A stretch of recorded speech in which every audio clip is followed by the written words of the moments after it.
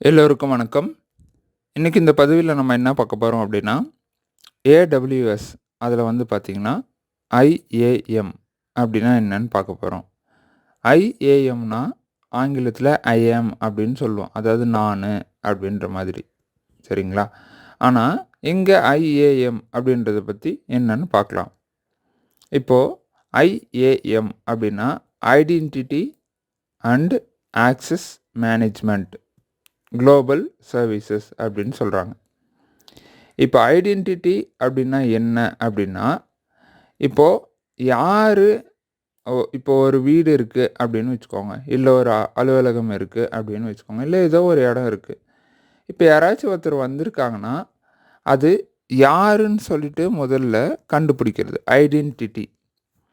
அதுக்கப்புறம் access management, அவங்களுக்கு என்ன மாதிரியான வேலை, அதுக்கப்புறம் அவங்களுக்கு எவ்வளோ தூரம் வந்து நம்ம வந்து பார்த்திங்க அப்படின்னா ஆக்சஸ் கொடுக்க போகிறோம், பயன்பாடுக்கான அந்த என்னன்னு சொல்லுவாங்க, என்ன பயன்படுத்தணுமோ அதுக்கான லிமிட் சொல்லுவோம் இல்லைங்களா, அது கொடுக்க போகிறோம். ஒரு எடுத்துக்காட்டுக்கு சொல்லணும் அப்படின்னா, இப்போ ஒருத்தர் வந்து ஒரு அலுவலகத்துக்கு போகிறாரு அப்படின்னு வச்சுக்கோங்க. எடுத்தோடனே அவர் வந்து என்ன பண்ண மாட்டோம் அப்படின்னா, நேரடியாக வந்து உயர் அதிகாரிகள்கிட்ட, உயர் அலுவலர்கள்கிட்ட கொண்டு போய் விட்டுற மாட்டோம். ஏன்னா எடுத்தோடனே அவர் முதல்ல வராரு அப்படின்னா, முதல்ல வந்து வெளியே வந்து பாதுகாவலர், செக்யூரிட்டி இருப்பார் இல்லைங்களா, அவர் வந்து யாரை பார்க்கணும் அப்படின்னு கேட்பார். அவர்கிட்ட அனுமதி பெற்று உள்ளே வந்ததும், உள்ளே வந்து பார்த்திங்க அப்படின்னா முதல்ல வந்து உதவி செய்கிறதுக்காக ஒருத்தர் இருப்பார் ரிசப்ஷனிஸ்ட்டில். அவங்கள வந்து பார்த்து கேட்பாங்க, இந்த மாதிரி வந்து நான் இவரை பார்க்க வந்திருக்கேன், அவரை பார்க்க வந்திருக்கேன் அப்படின்னு சொல்லி. அவங்க என்ன பண்ணுவாங்க, வழி நடத்துவாங்க, இங்கே போங்க அங்கே போங்க அப்படின்னு சொல்லிட்டு. எடுத்த உடனே நேராக வந்து பார்த்திங்க அப்படின்னா அவங்களால என்ன பண்ண முடியாது, அந்த முக்கியமான நபர் இருப்பாங்க இல்லைங்களா, ஒரு அலுவலகத்தை வழி நடத்துகிறவங்களோ, இல்லை அந்த அலுவலகத்தினுடைய நிர்வாகியாக இருக்கலாம், இல்லை அதனுடைய ஓனராக இருக்கலாம், அவங்களெல்லாம் வந்து போய் பார்க்க முடியாது. சரிங்களா? அதாவது நான் என்ன சொல்ல வரேன் அப்படின்னா, முதல்ல யார் வந்திருக்காங்க, அவங்களுக்கு என்ன தேவை, அதுதான் ஐடென்டிட்டி அண்ட் ஆக்சஸ் மேனேஜ்மெண்ட். சரிங்களா? வந்திருக்கிறவங்கள யாருன்னு ஐடென்டிஃபை பண்ணணும். அப்புறம் அவங்களுக்கு என்ன லிமிட் வேலை இருக்கோ அந்த மாதிரி ஒரு வேலையை கொடுக்கணும். அவ்வளோதான். இப்போது இதில் ஒரு 3 விஷயம் இருக்குது. என்ன அப்படின்னா, ரூட் அக்கௌண்ட்.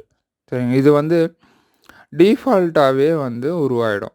சரிங்களா? அதுலேயே இருக்கும்.